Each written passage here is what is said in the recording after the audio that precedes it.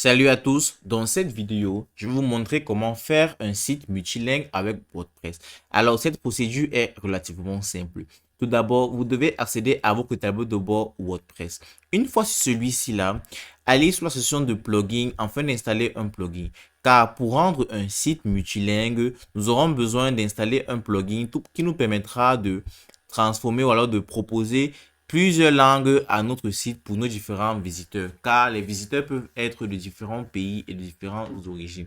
Alors, nous allons utiliser Polylang qui nous permettra de faire un site multilingue. Utilisez votre barre de recherche et recherchez Polylang, qui est un plugin qui est très efficace et qui est vraiment recommandé pour les traductions et le multilingue des différents sites WordPress. Alors, Polylang, devenez multilingue de manière simple et efficace.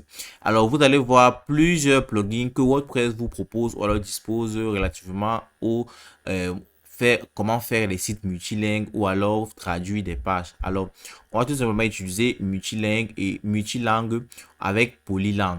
Alors, cliquez sur installer. Une fois que le plugin a été installé, cliquez sur activer afin d'activer celui-ci sur votre site. Alors, vous pouvez apercevoir que chez moi, c'est déjà actif sur mon site. Alors, lorsque le plugin a été activé, vous allez voir automatiquement une barre à votre gauche où vous allez voir langue qui est la barre pour Polylang. Alors, cliquez dessus afin de pouvoir maintenant installer plusieurs langues à votre site. Alors là, vous allez voir maintenant ajouter des nouvelles langues. Alors, vous allez tout simplement choisir les langues que vous voulez ajouter à votre site.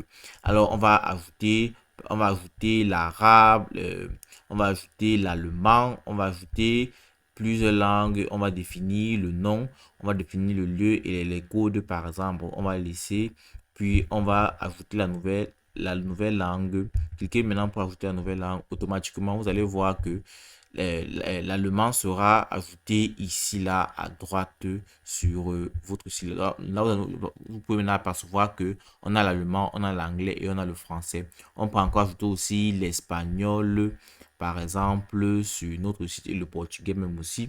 On va ajouter l'espagnol. On va ajouter l'espagnol. On va utiliser la barre déroulante et on va rechercher espagnol. Puis on va voir le nom et le prénom, le lieu, enfin le code de la langue et on ajoute la langue. On va aussi ajouter aussi le portugais, mais c'est relativement si on le veut. Une fois que vous avez ajouté vos différentes langues, maintenant vous pouvez apercevoir que vous avez des multilangues sur votre site.